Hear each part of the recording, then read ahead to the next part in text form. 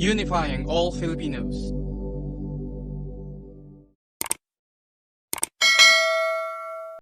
Hi guys! Welcome back sa ating channel. Today ay pag-uusapan naman natin kung ano nga ba ang TDC or Theoretical Driving Course Certificate. Ang LTO-TDC or Theoretical Driving Course ay 15-hour seminar or classroom session na kung saan ang lahat ng attendees ay expected to learn about the basic of driving and road safety. Ang course na ito ay nakahati sa 3 sesyon, covering numerous topics or modules, from LTO basics to the comprehensive discussion on the safe use of motor vehicles.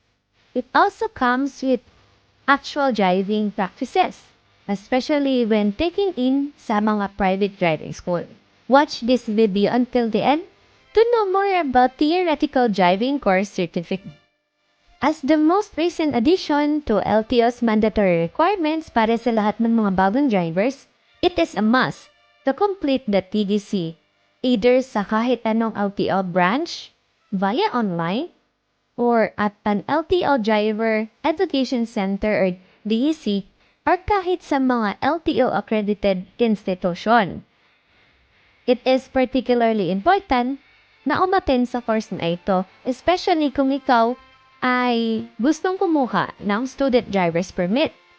Once you secure a student driver's permit, you may already be allowed to get a non-professional driver's license after a month, provided that you complete all the necessary steps set ng LTO in regards with non-professional driver's license application. Ang TDC curriculum covers these following topics: the progress and role of the LTO in our society's growth, the organization and operation of the LTO, requirements and process of getting a driver's license, traffic regulations that include signs, road markings, and right-of-way, the specific directives and laws designated by the LTO, scanning of danger to reduce road crash and risk, at marami pang iba na makikita mo sa ating screen.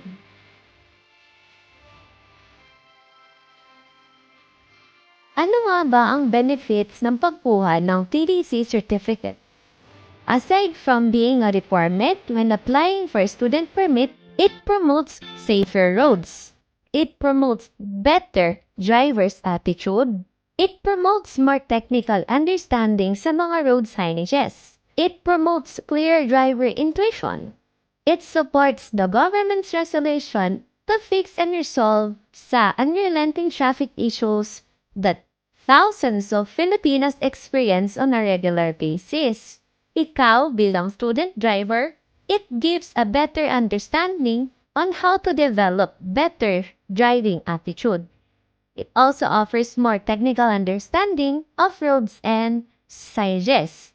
It restricts the acquisition of driver's student permit, ensuring that only the most qualified get a license to operate a motor vehicle. Ano-ano nga ba ang mga requirements on how to get Theoretical Driving Course or TDC certificate? Una, kailangan mo mag-book ng schedule sa kahit anong LTO branches or offices na malapit sa inyo, LTO Drivers Education Center, or sa kahit saang LTO accredited driving school. Pagkatapos, you need to work on or secure the following documentary requirements. Ito ay original and one photocopy ng inyong PSA or NSO birth certificate, original and one photocopy ng inyong valid IDs para sa mga kasal, one original and photocopy ng inyong marriage certificate, one piece ng inyong 2x2 ID picture, at para sa mga employed, TIN ID or Tax Identification Number. How to attend TDC course and get a TDC certificate? Locate one of the LTO accredited driving centers sa inyong region kung gusto mong makalibre para sa TDC, or pick an LTO accredited driving school na malapit sa inyo if you don't mind shelling out the fees. Once you have found the place to take your TDC, let them know that you're looking for a schedule para sa theoretical driving course. Kapag ikaw ay nakapagpabook na ng schedule, atinan ang 3-session lectures.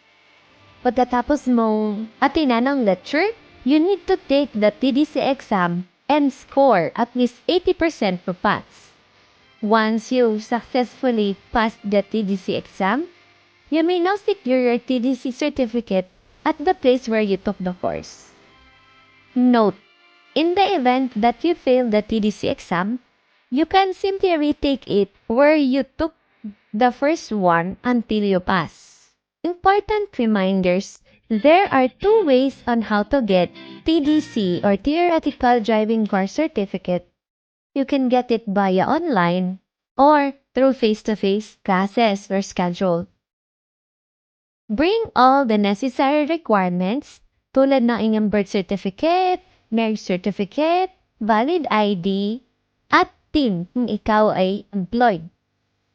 Do not wear shorts, sleeveless shirts, and sleepers kapag pupunta ka sa kahit anong LTO Drivers Education Center. Bring your own snack as it will take a lot of time for the classroom training. Do not miss your chosen schedule to avoid getting your name taken off on the class list. Bring your own body pen.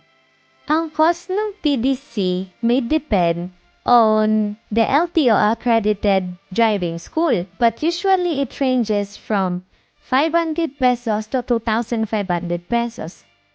May iba kasing mga LTO accredited driving schools na nag-o-offer ng discounts as well as shortened period para sa TDC. We do not provide direct assistance with LTO. This video is created upang magbigay ng impormasyon lamang. Kung ikaw ay may other questions and clarification, please visit ang nearest LTO sa inyong area. Did you find this video helpful?